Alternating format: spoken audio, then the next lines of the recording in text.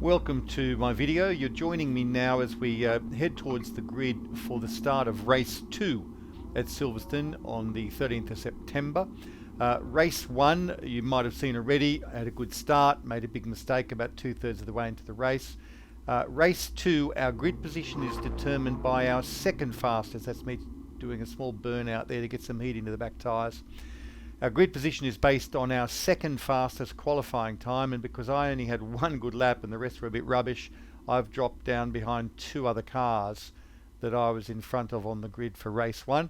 So I've got a little bit more work to do, and I'm just really keen to just execute a cleaner race and a more consistent race, and hopefully end up on the podium as we prepare to start now. I nailed my start in race 1. I'm trying to do the same here in race 2.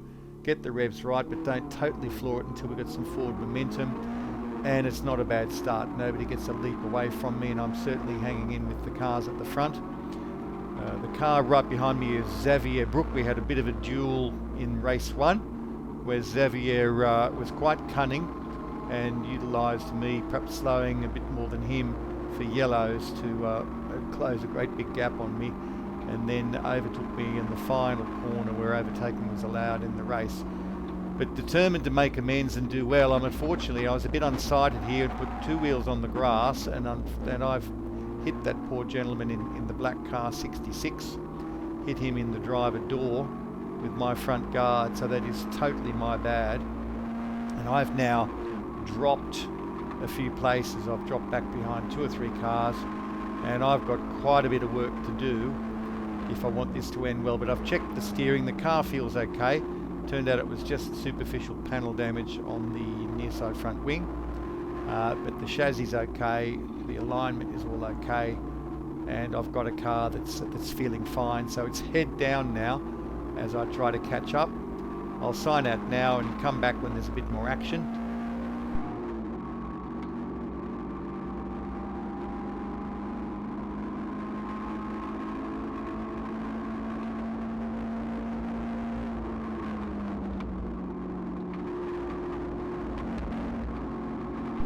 So lining up my first pass there, trying to be a bit more precise through cops. I think in race 1 I was just a bit more aggro and not so precise. So got a nice apex there and carried more exit speed out of cops and managed to get that first car. So now I'm going to line up and try and get this second car, and we're pulling out pretty even onto the Wellington straight. But certainly I'm not wanting for top speed. So we're side by side in a drag race down Wellington straight. And I keep looking over to see exactly where he is, to see whether or not we're going to have a braking duel into Brooklands, or whether or not I'm going to be able to dictate my own line into Brooklands. And I'm past, so that's I've got 2 back in that first lap, and now I've got some more people to chase. As you work your way up the grid, the people you're chasing are a bit quicker, so it sometimes takes a bit more time. But I'm in clear air now. I've got my head down, and I want to make amends for that folly in the first lap. And I've got a bit of a gap to close in on those cars up ahead.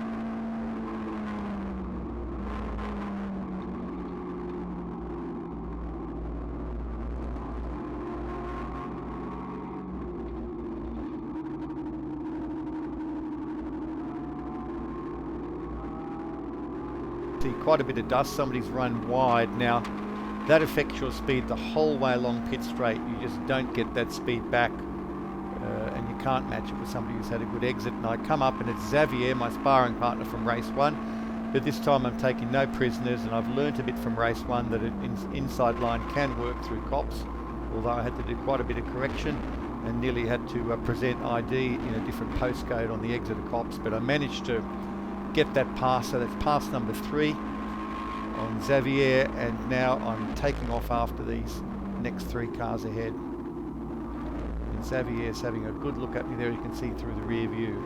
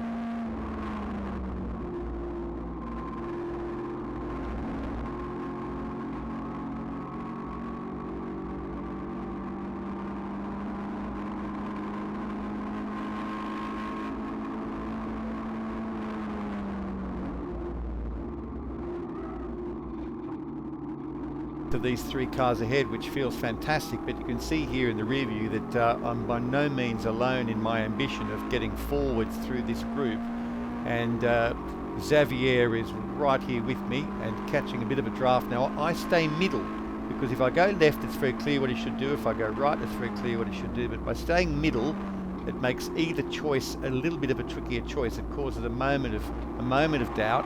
But Xavier throws it very nicely up the outside, and you can, if you look in my rear view mirror, you can just catch him.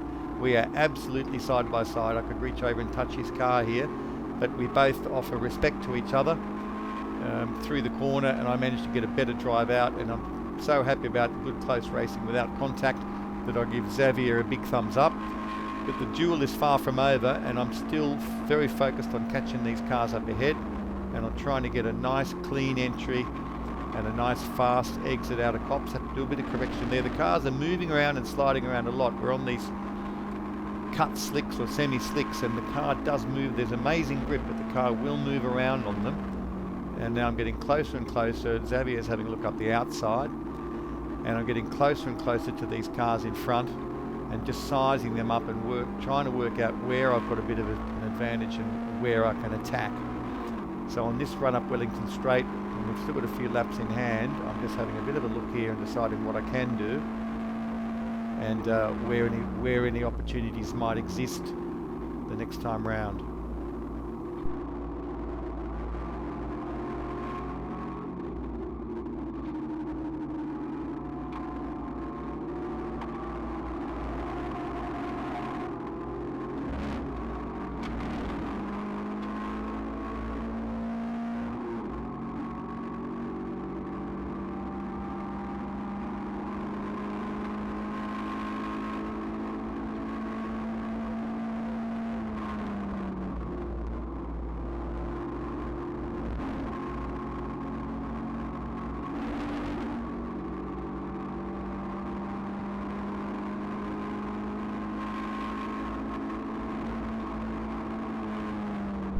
So I'm keeping it tidy and consistent here, getting very, very close to the grey car. That's Liz, who's run by the same team as me in the grey car. And I've got a nice exit here onto the Wellington Straight. Now the 2 cars in front of me are very focused on each other and sizing up what they're going to do to try and gain the upper hand with each other, but there's room enough for me to squeeze up the inside. And I take a very acute, pretty bold line into Brooklands, but I've stolen the apex, they can't use it, and I'm managing to hold position, hold my line, and that's 2 for the price of 1. So that was a very exciting and very fun thing to manage to pull off. So now I'm out after the black car, car 66, and that is the gentleman who was unfortunately the victim of the contact that I caused through my bad on lap 1. but he's got good pace. I'm trying to catch him, but his pace is pretty good. The purple car will have a bit of a look here again up the inside, and I've got to give him the apex because he's got overlap. But I do manage to go after him again and try to mix it with him. But Xavier's had a massive run out of Copse, and look what happens next as he tries to have a bit of a go down the inside. Whoosh! And that was a moment. Here it is from Zav's car. It'll look like I'm jinking left, but this is the line. You've got to go from right, and then you've got to straighten up the braking zone. He figures out it's not going to work and actually puts his foot down and drives for the gap. So once he knew he was in hot water, that was a pretty good recovery from Zav there. So here's me continuing on.